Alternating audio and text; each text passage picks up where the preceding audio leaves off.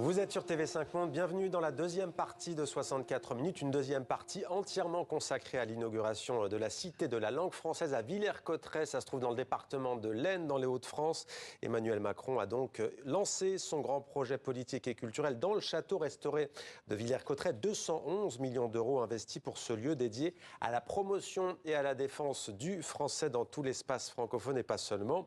Avec nous pour en parler, Bruno Fuchs, bonsoir. Bonsoir. Soyez le bienvenu sur TV5 Monde. Vous êtes député français, membre du MoDem, député du Haut-Rhin, mais on vous reçoit surtout en qualité de délégué général de l'Assemblée parlementaire de la francophonie. Vous êtes souvent amené à rencontrer des parlementaires issus de tout l'espace francophone. La première question, elle est simple. Vous arrivez tout juste de Villers-Cotterêts.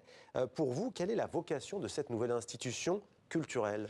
Elle est double, la vocation. Elle est d'abord à l'échelle française, où on remet vraiment de façon très, très flamboyante un élément du patrimoine français majeur.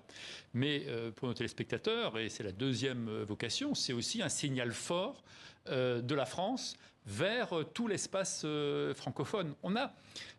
J'entends souvent des parlementaires de tout pays qui disent « Oh, mais la France, on les sent un peu timorés sur la francophonie, etc. » À côté français, on dit « Mais si on s'engage trop, on a l'impression que la francophonie, c'est un peu franco-français. » Donc là, je pense qu'il y a un geste clair, un engagement fort, une dynamique qui est créée avec cette cité.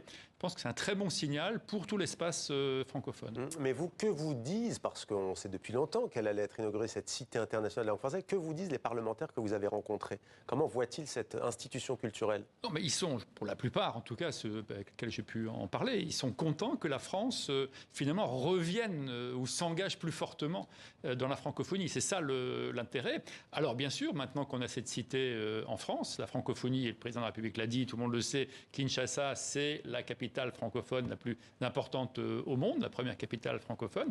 Il faut maintenant qu'à partir de ce geste initial, en tout cas cette dynamique, cette impulsion initiale, on retrouve l'équivalent, sous des formes bien sûr liées à chacun des pays, dans les différentes capitales des pays de la francophonie. Pour moi, c'est une impulsion de départ qui doit se propager à chacun avec une forme qui lui est propre dans les différents pays de la francophonie. C'est une énergie donnée à l'espace francophone. Quelle image retenez-vous de cette cérémonie? Vous avez sans doute découvert ou redécouvert notamment cette grande verrière avec des mots issus de toute la francophonie. Tatouiné, il y a ce mot qui trône en lettres d'or à côté d'une centaine d'autres. Wassingue, c'est une serpillière par exemple. Anch'ti, ziboulateur, c'est un tire-bouchon au Congo-Brazzaville. Il y a même chelou, louche en verlan. Carabistouille, c'est une bêtise en Belgique. Qu'est-ce que vous retenez comme image ce matin? L'image, c'est une communauté réunie autour d'une langue, autour de mots, autour de valeurs, autour d'une histoire, autour d'un passé et d'un futur commun. C'est plutôt l'idée de l'unité, de l'union, et de la volonté, à travers le mot, de trouver des points d'équilibre, des points de respect. On est dans un monde, et on le voit tous les jours, dans les journaux télévisés et parfois même devant chez soi, un monde de violence, un monde de rejet. On l'a vu en France avec l'attaque d'un bus de joueurs de football. On le voit de façon absolument effroyable dans la bande de Gaza en Israël. Donc ce monde-là, c'est un monde dans lequel les mots ne trouvent plus leur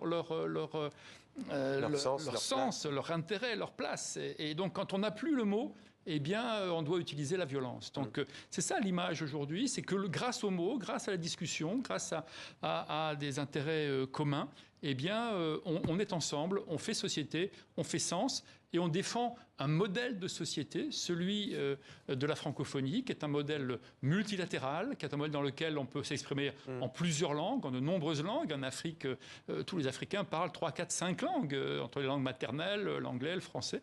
Et donc cette vision du monde ouverte, cette vision du monde libre, libérée, pleine de liberté, aujourd'hui elle est menacée. Elle est menacée par des intégrismes religieux, elle est menacée par des impérialismes politiques, chinois, russes et d'autres. Elle est menacée, on le voit dans tous les pays, par une résurgence des nationalismes qui privilégient d'abord le peuple avant de reconnaître l'ensemble des citoyens de l'humanité. Eh bien, au milieu de tout ça, il y a la démocratie, il y a les valeurs multilatérales, le respect des langues et des identités. Et donc, il y a la francophonie. Donc, à travers la langue, grâce au mot qui est le point de départ initial, on a là la défense d'un modèle auquel on a toujours cru et qui est menacé clairement par les événements actuels. Alors, je vous propose d'écouter maintenant l'écrivain Dany Laferrière qui a assisté à cette inauguration. Il a réagi au micro de Pascal Bourgault et Camille Balland. On écoute l'académicien. Ça va être très difficile de remplir de monde, comme il nous l'a promis, un pareil édifice. Et donc j'espère que tout le monde va y mettre du sien pour que les élèves se retrouvent là, les professeurs, les éditeurs, comme il a dit aussi, a été jusque-là, et pour que ce soit un phare de la francophonie. Il y a toujours un petit décalage entre nos rêves et la réalité, parce que c'est très vague. Et c'est à la fois très précis et très vague, la langue française. On remplit avec peut-être des actions. Et là, je suis beaucoup plus, disons, enthousiaste. Voilà, notre invité nous a rejoint, Bernard Cerchilini, linguiste, visage familier des téléspectateurs de TV5 Monde. Bonsoir. Bonsoir. Merci professeur, c'est l'émission dans laquelle on vous suit, vous décortiquez les règles de français, les règles d'accord, les tournures de phrases, le lexique, mais aussi les curiosités de la langue française. Peut-être d'abord une réaction sur ce que vient de dire Dany Laferrière. Il dit qu'il y a parfois un décalage aussi entre les objectifs affichés, ensuite la réalité. Vous arrivez tout juste, hein, d'ailleurs, d'où le petit retard, vous êtes tout juste de Villers-Cotterêts. J'en arrive. Bruno Fuchs y était aussi. Comment faire en sorte qu'il n'y ait pas de décalage entre l'objectif affiché, celui de faire rayonner la langue française, et les lendemains qui déchantent? Parce que cette cité est inscrite dans le futur. Certes, on a célébré l'ordonnance, on a célébré ce château, mais surtout on a rappelé que s'installe un centre de recherche sur l'intelligence artificielle, s'installe un centre de traduction, s'installe un organisme de lutte contre l'illettrisme, une politique de la langue est installée. Et donc c'est déjà un organisme, une institution, un mouvement dans ce château, par ailleurs, admirablement restauré. Et d'ailleurs, contrairement à ce qu'on dit, ce n'est pas un musée. Il faut faire attention. Un musée, ce serait quelque chose dans lequel, avec tout le respect qu'on a pour tous les musées du monde... Surtout pas. C'est une galerie permanente sur la langue française. L'aventure de la langue, son dynamisme, son ouverture au monde. Quel mot a attiré votre attention dans cette verrière? J'en ai cité quelques-uns avec Bruno Fuchs. J'en ai cité quelques-uns. Carabistouille. Je t'avais cité celui-là, il plaît beaucoup. Bien sûr, naturellement. C'est un mot local, en plus, c'est un mot qu'on a en picard et en ch'ti et en Belgique. Ah, pas seulement. On a cité camembert aussi, camembert d'origine sénégalaise, qui veut dire sentir des pieds. Ah ouais, c'est plus familier. Et divulgacher, qui est un très beau mot québécois aussi. Divulgacher, mot parfaitement francophone. Voilà. Bruno Fuchs, un lieu d'échange, donc d'accueil au service de la langue française. Mais la francophonie, pour autant, c'est pas un petit tacle au professeur ici présent, mais est-ce qu'elle avait vraiment besoin d'un château, la langue française? Non, mais c'est pas le château qui fait la langue française. Le château, c'est, comme l'a dit le professeur, c'est l'impulsion, c'est la dynamique, c'est ce que j'ai dit avant. C'est une impulsion forte de la France vers l'ensemble de l'espace francophone. Et on l'a quand même, moi je l'entends beaucoup, on l'a regretté que la France était un petit peu en retrait dans la francophonie. On l'a regretté beaucoup. Il y a des reproches qui ont été faits, notamment les Québécois qui reprochent beaucoup aux Français de ne pas défendre la langue comme eux le font. Et donc là, c'est un geste fort de défense et d'impulsion vers la francophonie, mais, et vous avez vu que l'ouverture de cette inauguration a été faite par Fanatiki, qui est un Congolais, il y a eu des textes d'Alain Mabankou, etc. Enfin voilà, on a cité tous les grands auteurs de l'espace francophone. C'est intéressant que vous citiez le Québec, parce que le Québec, qui est aussi un phare de la francophonie, défend cette langue, parce que c'est un territoire enclavé dans un monde anglophone, et pourtant, il faut aussi là-bas parfois des lois pour protéger la langue française. Comment cette cité internationale de la francophonie, elle peut porter justement la voix des Français parlés de par le monde? Avez-vous noté qu'elle s'appelle Cité internationale de la langue française? Ça semble une sorte de contradiction d'installer cette cité dans un lieu très français où une ordonnance royale a été signée. Mais justement... qui constituait aussi la nation, en fait. C'est ça. Naturellement, c'est-à-dire que... Et la nation...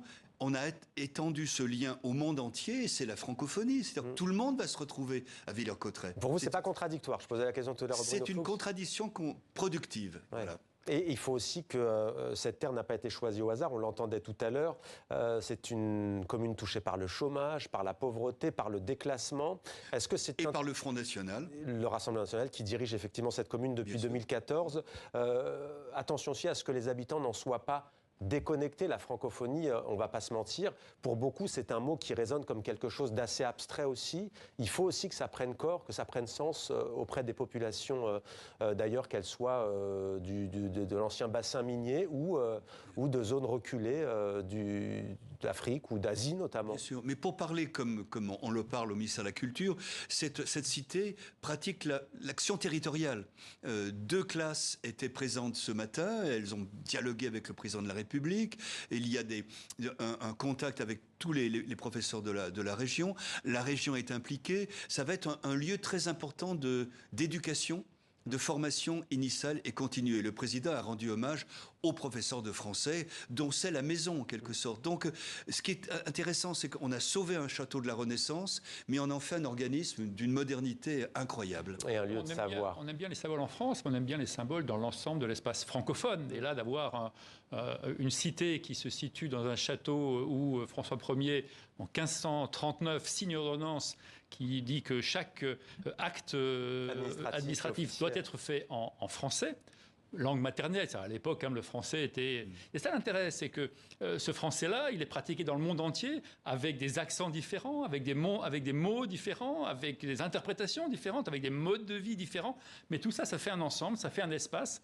Donc, il y a une impulsion aujourd'hui à Villers-Cotterêts, en France, mais moi, j'entends bien que cette impulsion, elle résonne dans l'ensemble de l'espace francophone. D'abord, à Villers-Cotterêts, oui, puisqu'il y aura de très nombreux professeurs d'autres pays qui viendront ici pour apprendre, pour enseigner, pour échanger, aussi des artistes, aussi des auteurs, aussi des interprètes, etc. Des traducteurs. Des traducteurs. Mais j'espère aussi que cette impulsion-là, on va la retrouver dans tous les pays de l'espace francophone. Et c'est ce qu'on espère qu'il y ait ce trait d'union mondial. On va maintenant s'intéresser à cette exposition permanente que nous propose cette cité internationale de la francophonie avec une grande richesse. Visite guidée, Pascal Achard et Guillaume Gouet. C'est l'histoire d'une renaissance, celle d'un château construit au XVIe siècle par François Ier. Un monument qui, après une longue période d'abandon et 4 ans de chantier, devient aujourd'hui une place forte de la francophonie. Au premier étage du logis royal, un hall d'aéroport invite le visiteur à embarquer dans l'aventure du français. On part d'abord dans un pays matériel qui est la langue française, qui est elle-même un vaste pays et un monde de création. Le français est parlé un peu partout dans le monde. Une langue monde parlée par une centaine de millions de locuteurs que ce parcours permanent nous donne à voir et à lire grâce à une bibliothèque garnie de milliers d'ouvrages de tous horizons. Ce qu'on a cherché à mettre en valeur ici, c'est la diversité des littératures francophones. Vous trouverez des ouvrages d'auteurs libanais, marocains, africains bien entendu, québécois, beaucoup. Une bibliothèque magique invitant aussi le public à tester ses connaissances. Lire, voir et écouter le français dans toute sa diversité avec les artistes francophones qui font chanter la langue. Ici, vous choisissez votre chaîne et là, vous avez un pot-pourri de chansons. Vous entendez ici Jacques Brel avec la valse des 1000 temps. Une valse à 100 ans, une valse à... La chanson d'expression française a joué un rôle très important pour la dispersion, pour la diffusion du français dans le monde. Le parcours de la Cité internationale de la langue française nous emmène aussi aux racines de l'expansion du français hors du berceau européen, avec un chapitre consacré aux conquêtes coloniales et à l'imposition souvent brutale de la langue dans les colonies. En venant dans cette salle, on voit le processus violent, parce que ça a été violent. Des fois, on est rentré par d'autres moyens que j'appellerais les 3 M. Il y a les missionnaires, il y a les marchands, il y a les militaires. Langue de libération et d'émancipation aussi. Mamadou et Bineta. Pour moi, c'est avec ça que j'ai appris les syllabes en français. Quand à l'école primaire en 70, en 1970 en Haute-Volta, maintenant qui est devenu le Burkina Faso. Donc voir ça là, ça m'émeut beaucoup. Pour moi, cette langue a apporté tellement d'ouverture aussi vers le monde. Ça m'a permis d'entendre le monde, de lire le monde. La langue de Molière aux multiples dictionnaires qui n'a de cesse de se réinventer. Un parcours pédagogique et ludique menant à un trésor, l'ordonnance de Villers-Cotterêts, signée ici en 1539 par François Ier, imposant la langue française comme langue royale et générale à la place du latin. Voilà pour l'exposition permanente. Alors, je connaissais à titre personnel Kateb Yassine, écrivain algérien, qui disait que c'était un butin de guerre, la langue française. Vous m'en apprenez une autre ce soir, l'un de vous deux, puisque vous me le disiez. On va le faire tous Oui, les deux, ouais. Léopold Sédar Senghor disait un merveilleux outil trouvé dans les décombres du colonialisme. Un merveilleux outil trouvé dans les décombres du colonialisme. Léopold Sédar Senghor. On part maintenant à Villers-Cotterêts, ou plutôt on y reste avec Pascal Bourgault. Pascal, la littérature est l'un des vecteurs de la francophonie, mais pas seulement. Il y a aussi les spectacles vivants. Et vous avez rencontré, vous, des humoristes à Villers-Cotterêts. Absolument. Ici, ce n'est pas seulement un parcours permanent, une exposition sur la langue française, c'est aussi des résidences d'artistes pour les artistes de toute la francophonie et une salle de spectacle avec prochainement, par exemple, l'humoriste belge Alex Vizorek, la chanteuse béninoise Angélique Kidjo ou les artistes français Daniel Auteuil et Patrick Timsit. Et d'ailleurs, les spectacles sont gratuits jusqu'à la mi-novembre. Alors ce soir, c'est le premier spectacle. C'est un humoriste québécois, Reda Sawi, et une humoriste française, Samia Rosseman. Ils resteront dans l'histoire comme les premiers artistes à avoir fait les premiers spectacles ici à Villers-Cotterêts. Je vous propose de l'écouter. Elle est très émue et très fière. Je me sens très fière d'être là. En tant que franco-tunisienne, déjà j'avais fait le sommet de la francophonie à Djerba en novembre dernier.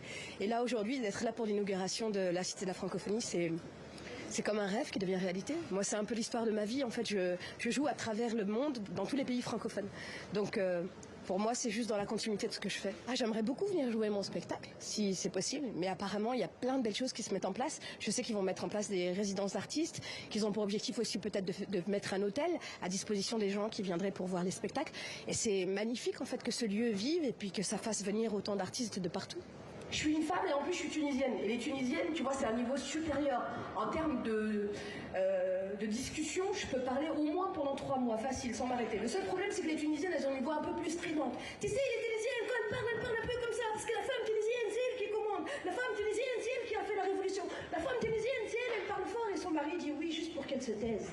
Tu vois ? Voilà, Samia Rosseman, qui est très connue en Afrique de l'Ouest, et je pense qu'elle va bien ambiancer la salle. Merci beaucoup Pascal Bourgault et Camille Balland d'avoir été avec nous tout au long de cette édition, donc en grande partie consacrée à cette inauguration. Messieurs, Bruno Fuchs, Bernard Cerchilini, le prochain sommet de la francophonie, 19e du nom, après Djerba, Samia Rosseman en parlait, ce sera précisément à Villers-Cotterêts au mois de novembre prochain, en 2024.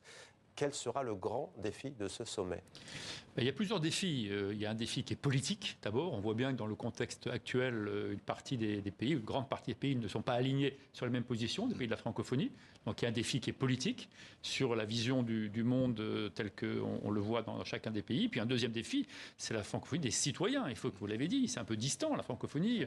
J'ai un influenceur ivoirien qui m'avait dit, quand j'ai dit francophonie, c'est quoi ? Il me dit, mais ouh, c'est des cravates, c'est des costumes, c'est des ministères. Alors, voilà. Donc c'est ça le défi. C'est une belle formule, il nous reste 30 secondes, vous allez devoir trouver un mot très fort. Le défi 2024, ce sera lequel ? Continuer à équiper la langue. À la moderniser. À la moderniser, à équiper la langue française. Tous Merci ensemble. Beaucoup, messieurs.